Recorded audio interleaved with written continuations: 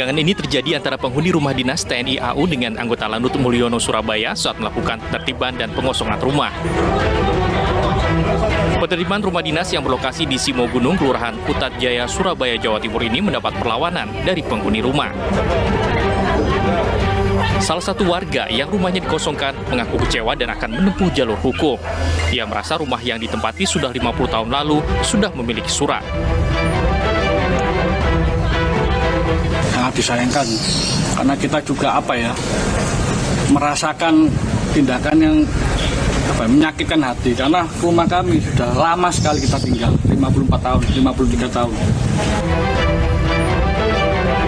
Dalam penertiban ini sebanyak 5 rumah dikosongkan dari 43 rumah yang belum mengajukan pengurusan surat izin penghunian rumah yang sudah ditentukan.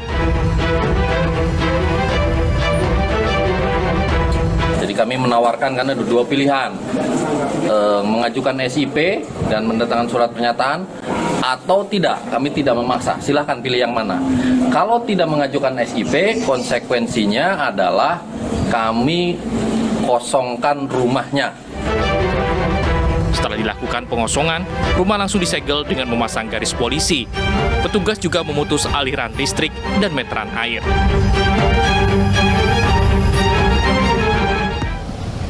Ya, dari informasi mengenai eksekusi rumah dinas TNI, kita menuju ke informasi kasus pencabulan. Motivator Julianto Eka Putra juga tersandung kasus dugaan eksploitasi ekonomi. Polisi mendatangi SMA Selamat Pagi Indonesia untuk olah TKP.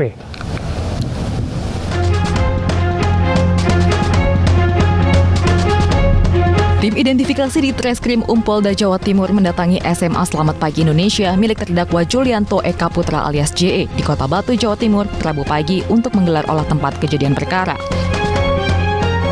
Kabid Humas Polda Jawa Timur, Kombes Pol Dirmanto mengatakan, olah TKP dilakukan setelah mendapatkan limpahan laporan polisi dari Polda Bali terkait dugaan eksploitasi ekonomi yang dilakukan Julianto Eka Putra.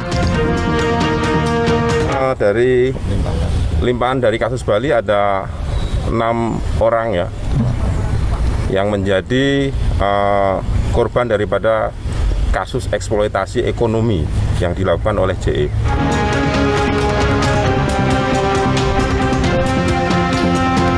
Selain dugaan eksploitasi ekonomi, motivator Julian Eka Putra telah menjadi terdakwa kasus pencabulan sejumlah siswa di Sekolah Selamat Pagi Indonesia. Terdakwa yang sebelumnya tidak ditahan dijemput paksa oleh tim gabungan dari Kejati, Kejari Malang, dan di Treskrim Polda Jawa Timur.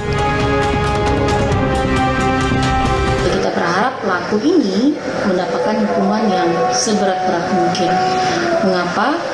Karena notabene pelaku ini sebagai seorang pendidik, tapi justru melakukan suatu tindakan yang tidak senonoh atau bilang amoral. Nah, permasalahan kekerasan seksual ini saya rasa menjadi suatu persoalan yang serius bagi bangsa kita, bangsa Indonesia, dan suatu kejahatan yang luar biasa. Kasus kekerasan seksual oleh Julianto Eka Putra ini terus menjadi sorotan karena lebih dari 1 tahun setelah belasan korban yang melaporkan kasus ini berjalan sangat lambat. Sementara itu terdakwa yang tak kunjung ditahan hingga 19 kali sidang.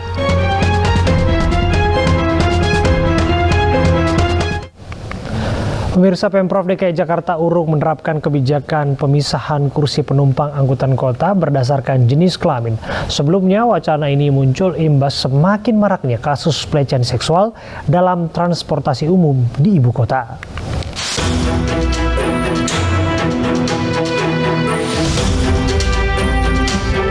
Di tengah imbauan menggunakan transportasi umum, warga ibu kota Jakarta justru dibayang-bayangi dengan aksi pelecehan seksual yang belakangan marak terjadi.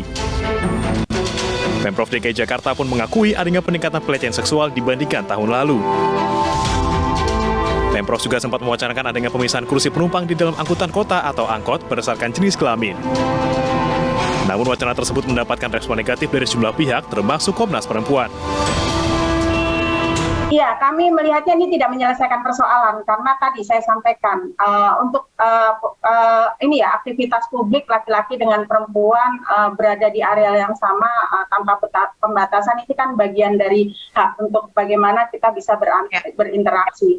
Jadi perlu ada solusi-solusi lain untuk mengupayakan bagaimana upaya pencegahan kasus kekerasan seksual.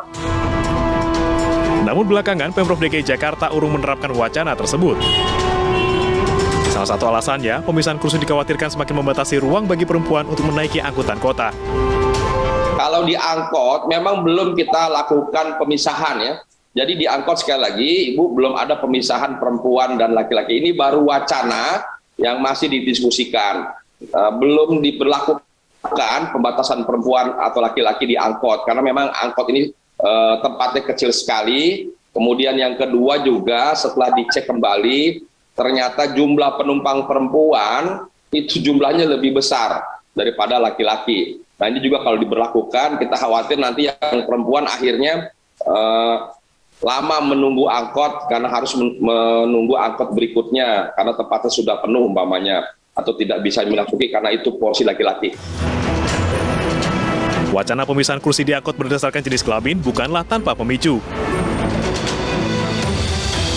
4 Juli lalu, viral di media sosial, aksi pelecehan yang dilakukan oleh seorang pria di angkot M44 rute Tebet Kuningan. Korban karyawati berinisial AF merasa ada yang berusaha meraba bagian dadanya. Korban pun merekam momen usai kejadian dan juga menampilkan wajah pelaku. Yang tak kalah mencuri perhatian adalah aksi onan yang dilakukan oleh seorang pria di gerbong KRL.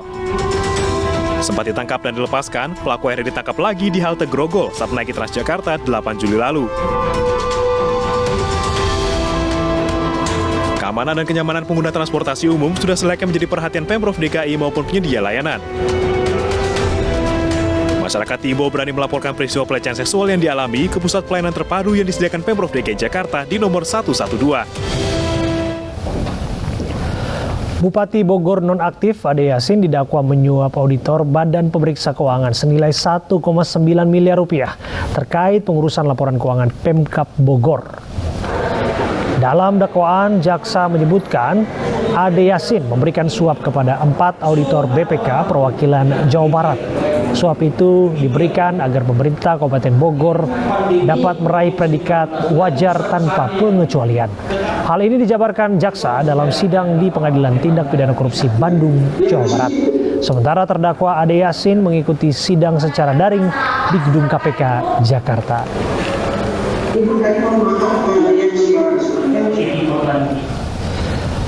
Kita ke informasi berikutnya. Polda Metro Jaya kembali menangkap pejabat Badan Pertanahan Nasional terkait kasus mafia tanah.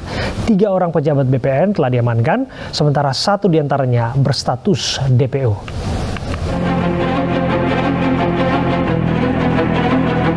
Polda Metro Jaya menangkap 4 pejabat BPN terkait kasus mafia tanah. 2 diantaranya adalah MB selaku Ketua Tim Adjudikasi BPN Jakarta Utara dan PS selaku Ketua Tim Adjudikasi BPN Jakarta Selatan. Aksi para mafia tanah merugikan berbagai pihak, bahkan selebritas Nirina Zubir. Penyidik dari Subdit ada Direktur Penanganan Polda Metro Jaya ini melakukan pengembangan berdasarkan petunjuk yang didapat dari hasil persidangan. Ditetapkan 3 tersangka baru. 3 tersangka baru dan sudah kita amankan. Kemudian 1 juga akan menjadi tersangka, tapi dia masih DPO, masih kita cari. Nirina Zubir juga menjadi korban praktik mafia tanah dengan total kerugian 17 miliar rupiah.